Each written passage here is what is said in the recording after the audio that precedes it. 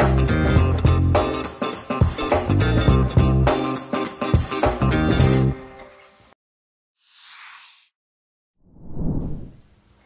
দর্শক ও শ্রোতা বন্ধুরা, রেডিও ভেরিতাস এশিয়া বাংলা বিভাগের পক্ষ থেকে সঞ্চয় স্বাবলম্বন অনুষ্ঠানে আপনাদেরকে স্বাগতম জানাচ্ছি। গ্রামগঞ্জের আনাচে কানাচে ছড়িয়ে আছে বিউটি পার্লার, এবং সেই বিউটি পার্লারে জড়িত রয়েছে আমাদের মা এবং বোনেরা। দিন দিন নিজের পায়ে দাঁড়িয়ে সঞ্চয়ী হয়ে সুন্দরভাবে পরিবারকে সমর্থন এবং আর্থিকভাবে সাহায্য করে যাচ্ছে। ঠিক তেমনিভাবে আজকে আমাদের সামনে রয়েছে শম্পা মারিয়া রোজারিও। দিদি, আমাদের এই অনুষ্ঠানে আপনাকে স্বাগতম জানাচ্ছি। ধন্যবাদ, আপনাকেও স্বাগতম জানাচ্ছি। আমার নাম শম্পা মারিয়া রোজারিও।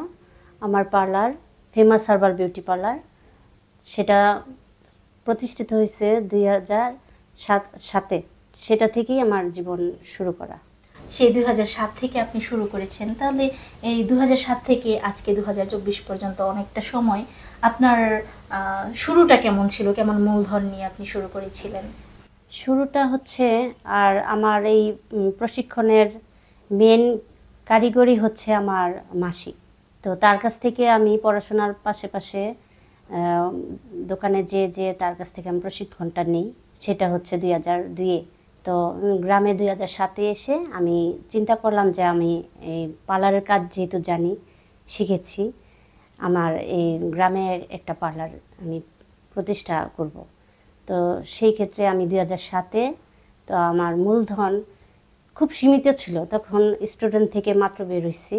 মূলধন বলতে একদম 10,000 টাকা নিয়ে আমি মূলধন নিয়ে নামছি, যে পার্লারে তো এত ইনভেস্ট করতে হয় না বলতে কি, আমি একটা চেয়ার, একটা আয়না, একটা কেচি, এইগুলা নিয়ে প্রথম আমি স্টার্ট করলাম একটা ছোটোখাটো একটা দোকান নিয়ে। তো আমি বলছি আমার মূলধন খুব কম, তো সেই ক্ষেত্রে বাড়িওয়ালা আমার কাছ থেকে অ্যাডভান্সও নেয়নি, শুধু ভাড়াটা দিতে হয়েছে। সেখান থেকেই আমার যাত্রা শুরু।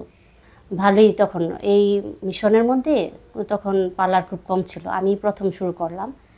সেই ক্ষেত্রে আমার ইনকাম সোর্স তখন খুবই ভালো ছিল। তো আমি 5-6 মাসে আমি ভালোই এই কাজ করে স্বাবলম্বী হয়ে, মানে দোকানটা একটু ভালো করে সাজানোর চেষ্টা করছি। তো সেইভাবে আমি সাজালাম। তারপর আমার বিয়ে হয় 2010-এ।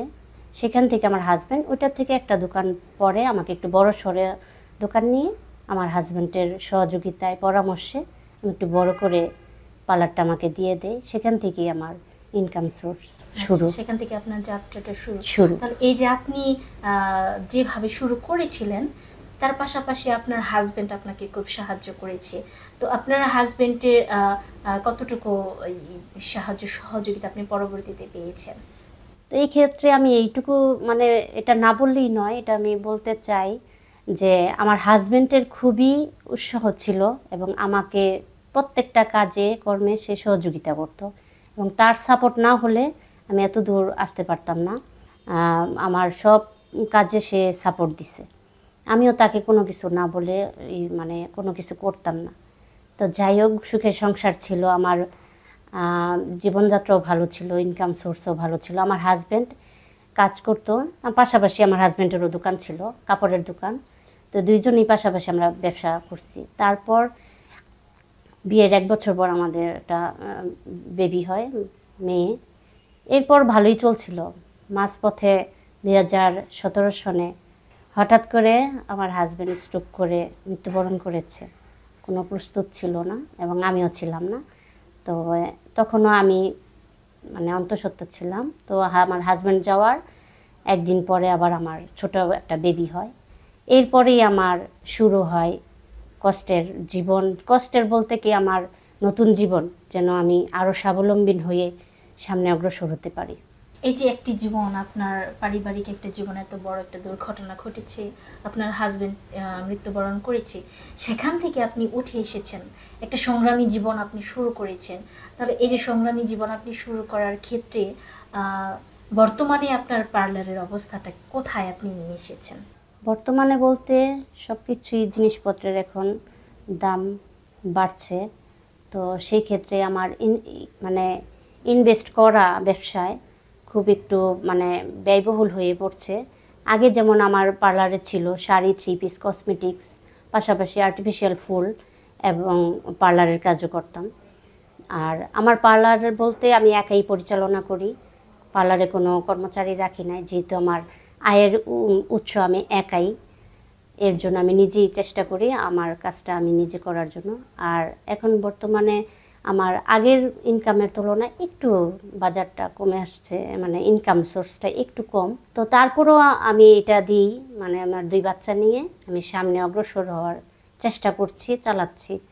এবং যতটুকু পারছি কাজের পাশাপাশি একটু মানে কসমেটিক্স, তারপরে কাপড়, 3 পিস এগুলা সাথে রাখার জন্য। এই যে আপনার সুন্দরভাবে এগিয়ে চলা, আপনার জীবনের একটা সংগ্রামী জীবন ছিল যখন আপনার হাজবেন্ড মৃত্যুবরণ করেছেন, এরপরে হচ্ছে আপনার এই পার্লারের জীবন। তো আপনার জীবনটা ভগ্ন হলেও আপনি আপনার সুন্দর কারুকার্য দিয়ে মানুষের জীবনকে সুন্দর করে দিচ্ছেন, এটা বড় একটা কর্মপ্রয়াস আপনার।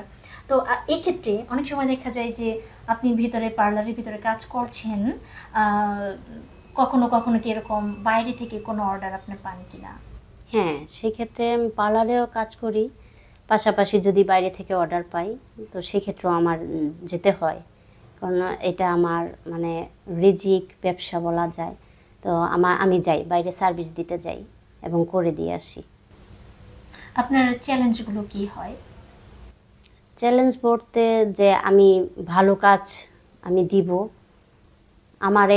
আমার একটু সাজানোর বিনিময়ে কিন্তু একটা বউয়ের মধ্যমণি হচ্ছে বউ, তাকে যেন আমি সুন্দর করে ফুটিয়ে তুলতে পারি, সেটা আমি যেন তুলে ধরতে পারি এটা। আর চেষ্টা করি মানে ভালো করে কাজটা করার জন্য। এবং আমি পাশাপাশি প্রশিক্ষণও দিই, বর্তমানে আছে 2 জন আছে। আচ্ছা, হ্যাঁ, আমি কাজ শিখাই এবং আগে পরেও আমি কাজ শিখিয়েছি, এই আর কি। দিদি, আপনার জীবনের আপনার জীবনকে কেন্দ্র করে এই পার্লারের যে একটি গল্প, সেটা খুব ভালো লাগলো যে আপনি সত্যি একজন পরিশ্রমী, অদম্য এবং সংগ্রামী একজন নারী। আপনার এই অদম্য উৎসাহ শক্তি দেখে আরও অনেকেও অনুপ্রাণিত হোক, সেটাই আমাদের প্রত্যাশা। আপনাকে অসংখ্য ধন্যবাদ জানাচ্ছি। আপনাকেও ধন্যবাদ এবং সবাইকেও ধন্যবাদ।